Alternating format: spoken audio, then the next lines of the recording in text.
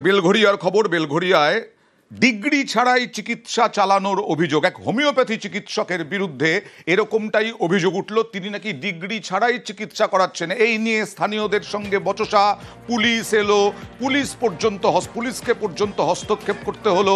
বেলঘরিয়ার উদয়পুরের ঘটনায় চাঞ্চল্য। সরাসরি জানবো প্রতিনিধি সুবীরের কাছ থেকে। সুবীর, উনি যেখানে ডাক্তারি করেন সেটাই কি তার বসবাসের জায়গা, বাসস্থান, এবং সেখানে কতদিন ধরে তিনি ডাক্তারি করছেন? হঠাৎ আজকে ডিগ্রির প্রশ্ন উঠলো কেন?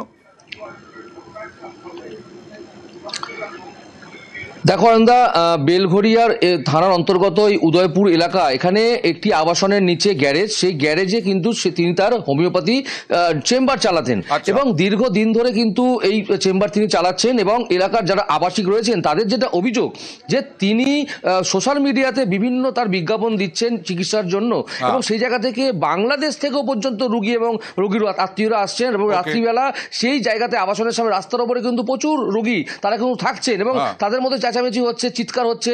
এই নিয়ে কিন্তু অতিষ্ঠ আবাসিকরা, এবং আবাসিকরা যখন তাকে প্রশ্ন করেন তখন কিন্তু তিনি আবাসিকদের হুমকি দেন, যে পুলিশের হুমকি দেন, পাশাপাশি বিভিন্ন নেতার হুমকি দেন।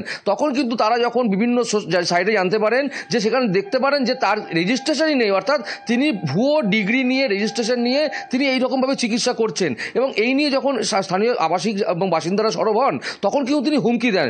তখনই কি অভিযোগ করছেন? এই টোটাল এরিয়াটার মধ্যে মনে হয় যে রীতিমতন আমরা একটা বাজারের মধ্যে দিয়ে হাঁটাচলা করছি।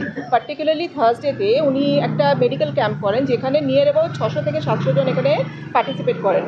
সারা রাত ওনারা এখানে রাস্তার মধ্যে এখানে বিছনা করে ওরা শুয়ে থাকে। চিৎকার চেঁচামেচি করা এটা সারা রাত্রি আমাদেরকে ডিস্টারবেন্স সহ্য করতে হয়। আর সকালবেলা তো আমরা গেট থেকে বেরিয়ে এখান দিয়ে যেতে পারি না, বিকজ ওরা পুরো একদম জায়গাটাকে জড়ো করে রেখে দেয়। তারপরে তো এখানে স্পিটিং বলুন, লিটারিং বলুন, এগুলো তো রয়েছেই, এগুলো তো কন্টিনিউ করেই যাচ্ছে। আমরা এখানে থেকে আমরা থাকার মতন পজিশনের মধ্যে নেই। তার মানে থাকার সমস্যাতেই আসলে ইস্যু। তারপরে খুঁজতে গেলেন ডিগ্রি।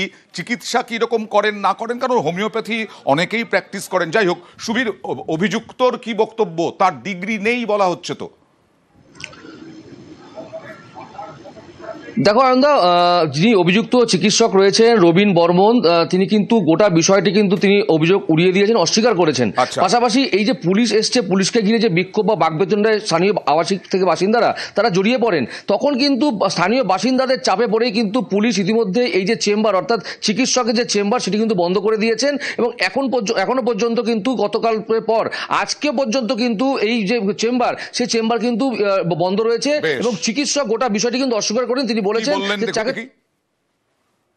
আজকে সকালবেলা এই লোকগুলো আরো পাড়ার 2-4 জন লোককে নিয়ে এদের মধ্যে অনেক দিন থেকে একটা ষড়যন্ত্র পাকানোর চেষ্টা করছিল। চেম্বার থেকে লোকজন টেনে টেনে বের করছে, জুনিয়র ডাক্তারদের মারছে, চেঁচামেচি করছে, ওরকম রটাচ্ছে যে স্টেরয়েড দেয়, ট্রেড লাইসেন্স নেই, অন্য জায়গা থেকে পালিয়েছে, যেমন করে থাকে। রেজিস্ট্রেশন সার্টিফিকেট নিয়ে আমি প্র্যাকটিস করতে পারি। আমি 30 বছর professor, I am gold medal, শুধু চাই না।